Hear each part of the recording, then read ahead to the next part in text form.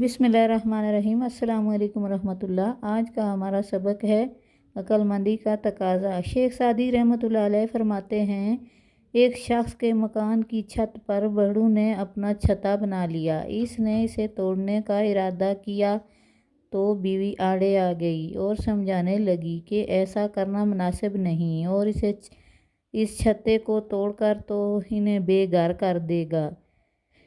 इस शख्स ने बीवी की बात सुनी तो अपने इरादे से बाज आ गया। कुछ रोज़ बाद वो शख्स कारोबार के सिलसिला में शहर से बाहर गया। एक दिन इसकी बीवी ने इन बेड़ों के छत्ते के पास गुजरी तो बड़े इस पर चपट पड़ी और डंग मारना शुरू कर दिए, यहाँ तक कि इसका सारा बदन सूज गया। जब वो शख्स कारोबारी मामलात से फारिग होकर घर लौटा तो इसने अपनी बीवी को तड़पता हुआ देखा। इसकी बीवी घर में इधर उधर भाग रही थी और शोर मचा रही थी। इस शख्स ने बीवी की यह हालत देखी तो कहा, अब शोर क्यों मचाती हो? जब मैं भेड़ों का छत्ता ख़त्म करना चाहता था तो तुमने ही मुझे इनका छत्ता ख़त्म करने से रोका। अगर आज मैंने इनका छत्ता ख़त्म कर दिया होता तो तुम्हारी ये हालत हरगिज़ ना होती। अक्लमंदी का तकाजा यही है कि सांप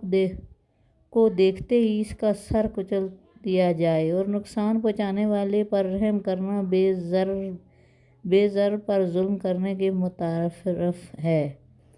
कुत्तों के लिए दस्तरखान नहीं बिछाया जाता बल्कि इसे हड्डी डाली जाती है। किसी देहाती बुजुर्ग ने खूब कहा है कि दो लत्तियां मारने वाला गधा अगर बोझ तले दबा रहे तो वो दो लत्तियां नहीं मारता। अगर मुहाफिज ही सुस्ती और गफलत का शिकार हों तो चोरों की वजह से दूसरों का सोना मुहाल होगा। हर शख्स माल का हक नहीं रखता, एक माल का हकदार और दूसरा सज़ा का हकदार है।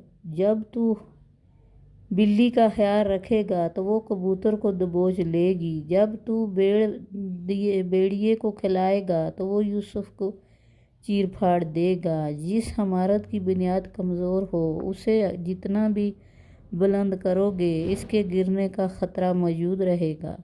नसीहत। इस हक़ायत को बयान करने का मकसद ये है कि अगर कोई मूडी जिसके मुतल्लिक़ तुम्हें इल्म है कि वो नुकसान पहुंचा सकता है तो इसका सदबाब नुकसान पहुंचने से पहले कर लो।